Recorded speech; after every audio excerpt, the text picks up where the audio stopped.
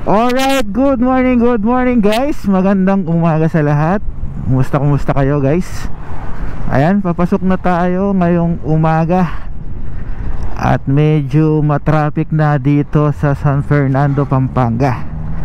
At ngayon pala ay gamit natin ang isa sa mga motor ng FKM Motorcycle Philippines, ang Venture 150 Standard Plus. So mamaya iwa-walk around ko kayo dito sa motor na to pagdating natin dun sa opisina, sa parking lot. Tingnan natin yung mga ibang specs nito na makikita natin. Pero abangan nyo pa rin sa susunod nating video na i-upload natin sa YouTube, yung full spec nitong motor na to. At syempre, nakita nyo naman, napakaangas nung handlebar nya, no? At syempre, yung TFT panel visible na visible habang nagda-drive ka. So kung saan makikita mo yung orasan, lalong lalo na pagpapasok ka na ganyan, malalaman mo late ka na ba o hindi pa. Kitang kita mo yung oras, no?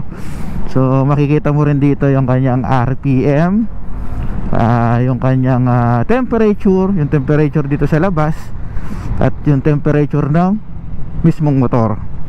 And syempre makikita mo rin yung kanyang fuel gauge dito sa kanyang TFT panel. Meron din siyang temperature ng makina, kung makikita nyo kung mag-overheat ba or hindi yung kanyang motor.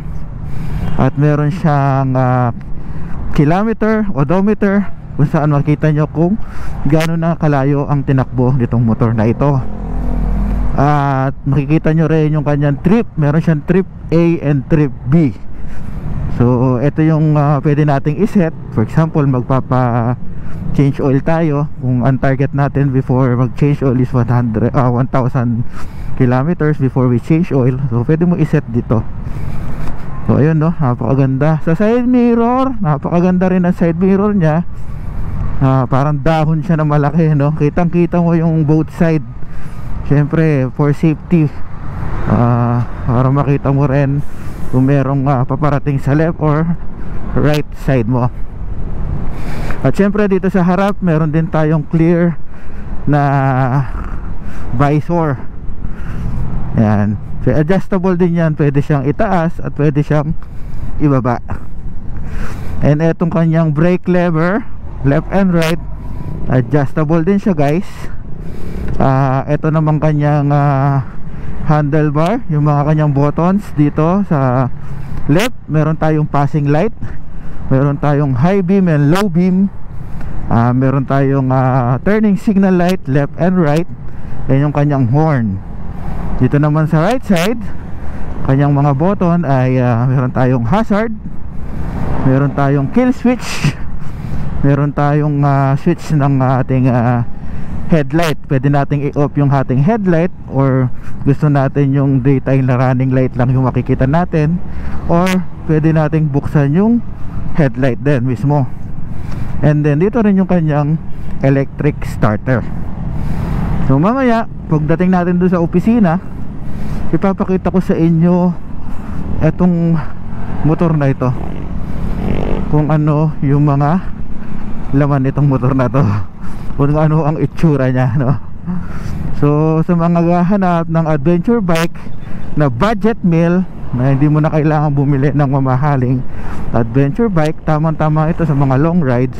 Baka hindi nyo pa alam na merong budget meal adventure bike itong si FKM Motorcycle Philippines. So dito na tayo.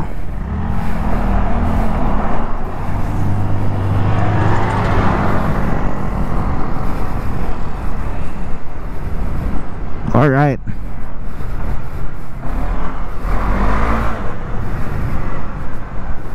So ito yung parking natin guys. Morning.